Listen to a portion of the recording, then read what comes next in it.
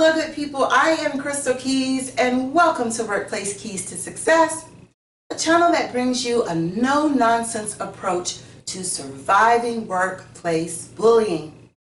Well, today we want to talk about who is the bully. Sometimes it's hard to tell, and I've heard from you all. Thank you for your stories.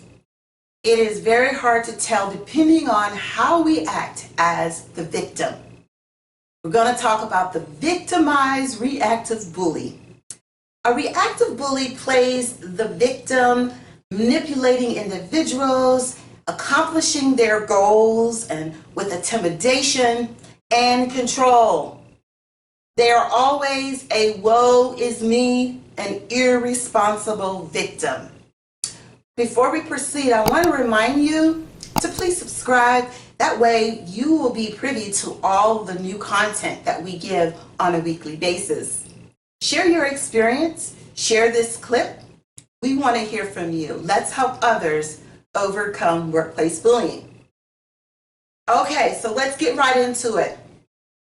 The victimized, irresponsible victim who is actually the bully. So bullies do not take responsibility for their actions at all. They are always playing the victim.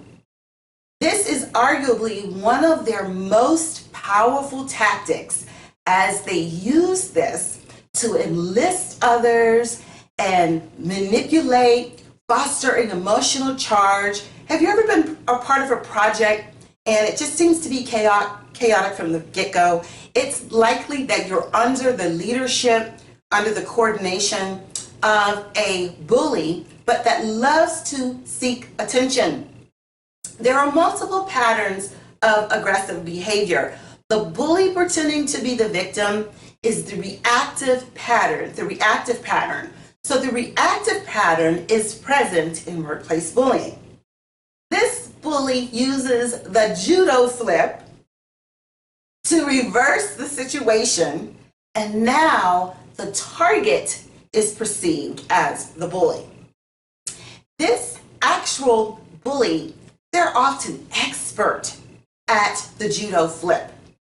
Well, we want to change that today. We want to talk through how can we stop them from doing the judo flip.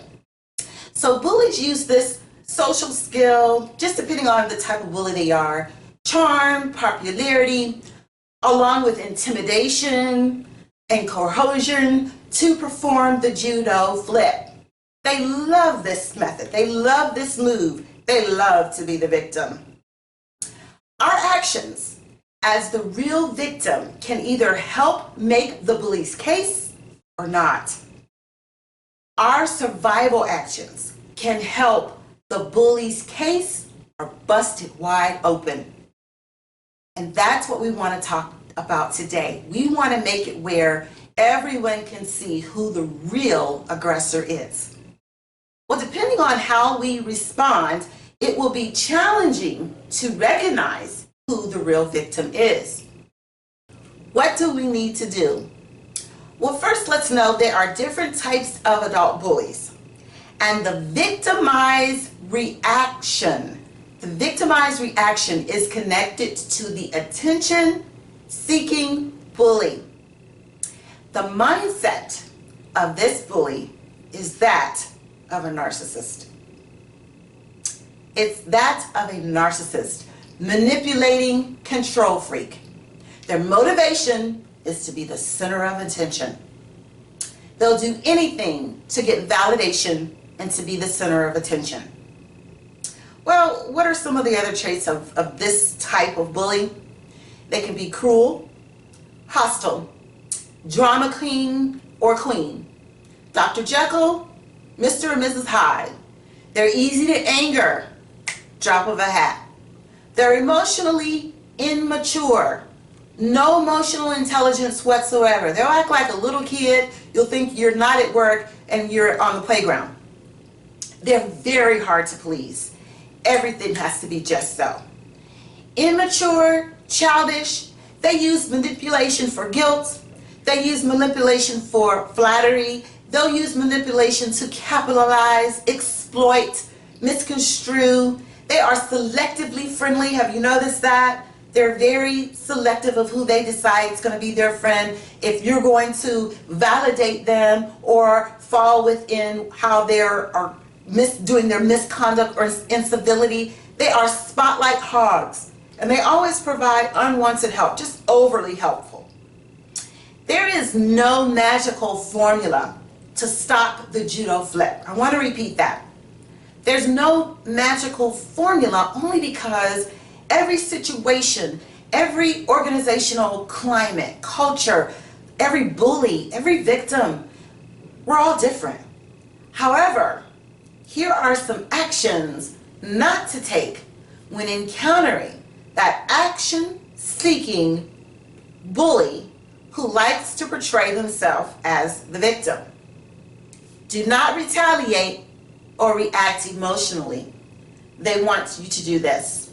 And I have been guilty of this in the past. That's one of the reasons why I know that it doesn't work, and because I've heard from you all. Do not retaliate or react emotionally. As a victim, I know we want to respond with retaliation, with vengeance, with anger, but any emotional reaction plays right into the hands, the manipulation of the actual bully. And now they can prove that you are the bully. Do not try to infiltrate their wolf pack, their little cliques, or don't try to assemble your own. Waste of time. Workplace bullying leads the target to an emotional roller coaster. I know, I've been there.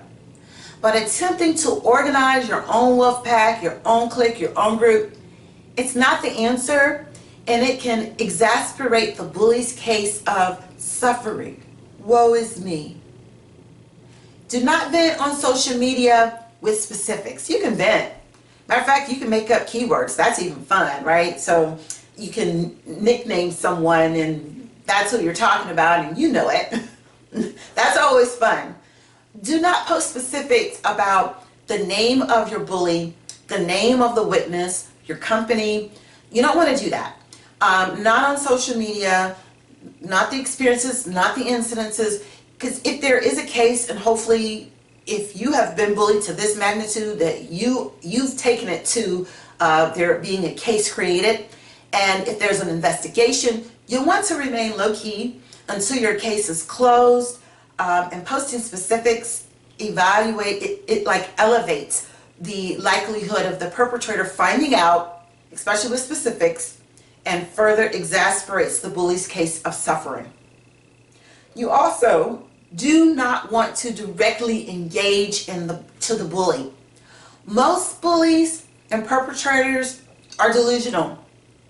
You just seen someone who just can't get it right. Their thought process is like way off. Their mentality and their emotional intelligence are zero. They are not capable of civility and a good temperament, especially towards their victim, because they've already put you as the target in this bucket that they're going to victimize.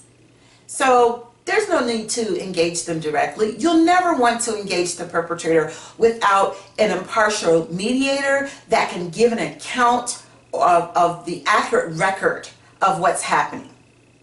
This can further exasperate the bully's case of suffering.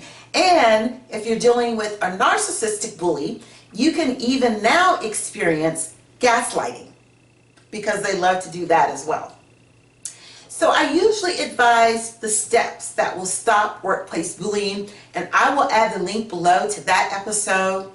But today I want to talk about, in the case of the judo flip, I want to express documenting all misconduct. It is so important. Save your time, save your energy to ensure you have detailed documentation.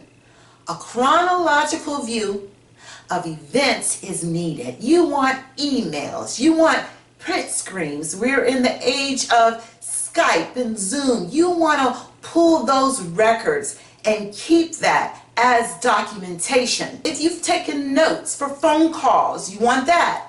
Any and all documentation that can be used as evidence, that's what you want. So to summarize, The reactive bully is usually the attention seeker. This type of bully will use the judo flip to prove they are the victim. Do not retaliate or react emotionally. Do not try to infiltrate their wolf pack or assemble your own or create your own clique. It's a waste of time. Do not vent on social media with specifics. I'm a part of a wonderful group on Facebook where we provide constructive help, assistance. When people are going through, we're there to help. So you can vent, just don't give specifics on social media. Do not directly engage. Instead, document, document, document. You must keep detailed documentation to prove your innocence and victimization. Well, ladies and gentlemen, our time is up, but let's stay connected. I want to hear from you all. Don't forget to subscribe. Subscribing will allow you to get notifications of new content every week.